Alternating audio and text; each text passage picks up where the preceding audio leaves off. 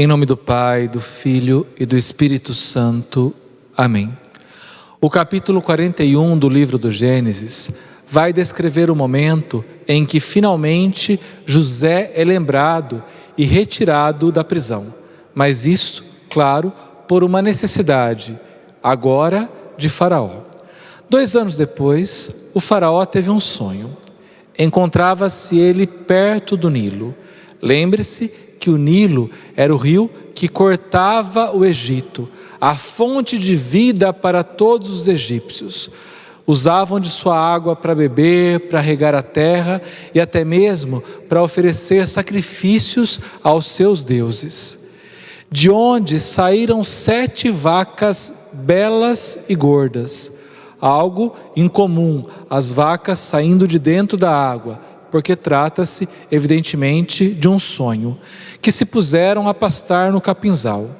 Mas eis que saíram em seguida do mesmo Nilo 7 outras vacas, feias e magras, que vieram e se puseram ao lado das outras, na margem do rio. 7 outras vacas, feias e magras. Vacas magras se tornou uma expressão proverbial até os dias de hoje, para dizer que está se vivendo tempos difíceis, tempos de carestia. As vacas feias e magras devoraram as 7 vacas belas e gordas, e o Faraó despertou. Adormeceu de novo e teve outro sonho. Este outro sonho de Faraó, embora sirva-se de imagens distintas do primeiro sonho, trata-se, na verdade, de um sonho gêmeo do primeiro. Gêmeo em que sentido? Porque a sua interpretação é a mesma, porque o significado que ele traz é o mesmo. São sonhos portentosos, sonhos que serão interpretados por José. 7 espigas grossas e belas saíam de uma mesma haste, mas eis que em seguida germinaram 7 outras espigas, magras e ressequidas pelo vento do Oriente. E as espigas magras devoraram as 7 espigas grossas e cheias. E o Faraó despertou. Era um sonho. As espigas devoram as espigas magras e feias, como se elas se alimentassem umas das outras, evidentemente, porque trata-se de sonho. Chegada a manhã, o Faraó, com o espírito preocupado, mandou chamar todos os mágicos e sábios do Egito, lembrando, queria a interpretação, porque, se tratasse de um mau agouro, poderia tomar as medidas necessárias para que o mal fosse menor. Contou-lhes seus sonhos, mas nenhum deles soube explicá-los. Então, o copeiro-mor disse-lhe: vou confessar a minha falta. Um dia, tendo-se o Faraó irado contra seus servos, mandou-me encarcerar na casa do chefe da guarda, com o padeiro-mor. Eis que uma noite tivemos nós 2 um sonho, cada um o seu. Ora, estava lá conosco um jovem hebreu, escravo do chefe da guarda. Contamos-lhe os sonhos nossos, e ele nolos interpretou, a cada um o seu. O sonho, então, vai servir novamente para que José se destaque para a sua ascensão. Interpretar o sonho do Faraó, que nenhum dos sábios ali do seu palácio tinha conseguido interpretar, vai fazer com que ele se destaque em relação aos sábios intérpretes egípcios. E os acontecimentos confirmaram sua interpretação. Eu fui restabelecido no meu cargo, e o outro foi pendurado. O Faraó mandou chamar José, o qual foi imediatamente tirado do cárcere. Ele barbeou-se, trocou de roupas e apresentou-se diante do Faraó. Não apenas barbeou-se, mas trocou de roupa. novamente a veste principesca que foi tirada de José quando ele foi vendido como escravo para enganar seu pai, criando uma prova falsa de que ele tinha sido atacado por um animal feroz. A veste que a mulher de Potifar tomou de José, agarrando em suas mãos para incriminá-lo de tentativa de adultério, agora é a veste da qual novamente José se reveste para apresentar-se de forma digna diante do faraó, porque Deus iria restituir a ele a sua dignidade. Este disse-lhe: tive um sonho que ninguém pode interpretar, mas ouvi dizer de ti que basta contar-te um sonho para que tu o expliques. Não sou eu, respondeu José, mas é Deus quem dará ao faraó uma explicação favorável. José tem a ousadia de corrigir faraó, mas faz isso com modéstia. Não sou eu que interpreto sonhos, como o faraó havia acabado de dizer, mas é Deus quem dará a interpretação.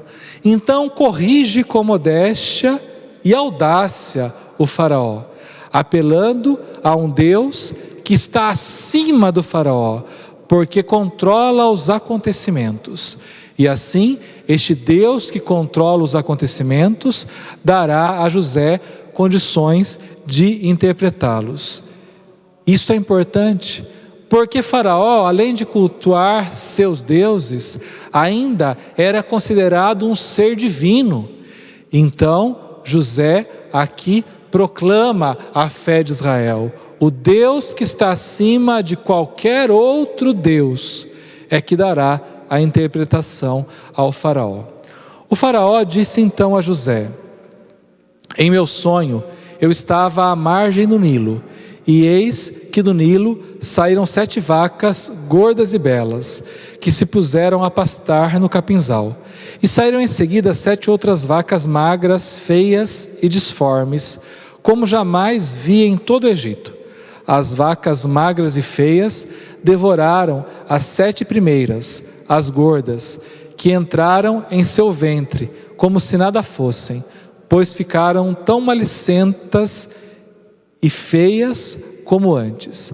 Apesar de devorar as vacas gordas, não haviam mudado sua aparência. E tive outro sonho. Vi elevar-se de uma mesma haste 7 espigas cheias e belas, mas eis que 7 outras espigas medíocres, finas e queimadas pelo vento do Oriente, germinaram em seguida, e as espigas magras engoliram as 7 belas espigas. Em vão contei tudo isso aos mágicos, nenhum deles pôde dar-me a explicação. José disse ao faraó: o duplo sonho do faraó reduz-se a um só. São sonhos gêmeos, têm uma mesma interpretação. Deus revelou ao faraó o que vai fazer. As 7 belas vacas são 7 anos, e as 7 belas espigas igualmente 7 anos. O sonho é um só.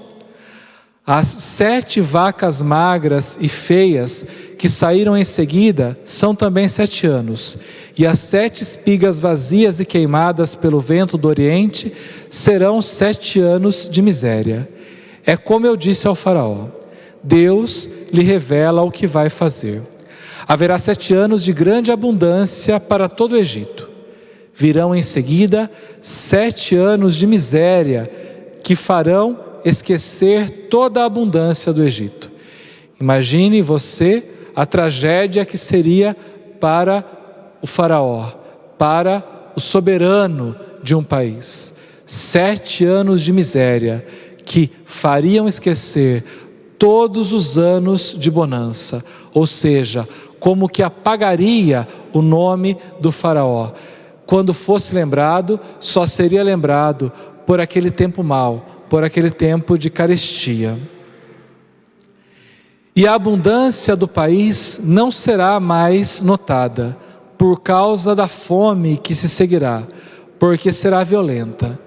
Se o sonho se repetiu 2 vezes ao faraó, é que a coisa está bem decretada da parte de Deus, que vai apressar-se em executá-la.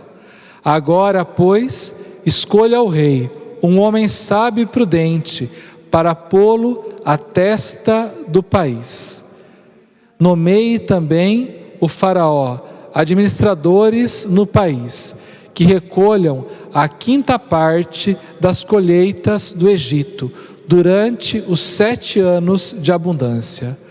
José, então, responde ao faraó mais do que foi perguntado. Faraó perguntou pelo sentido do seu sonho, isto é, pediu-lhe uma interpretação.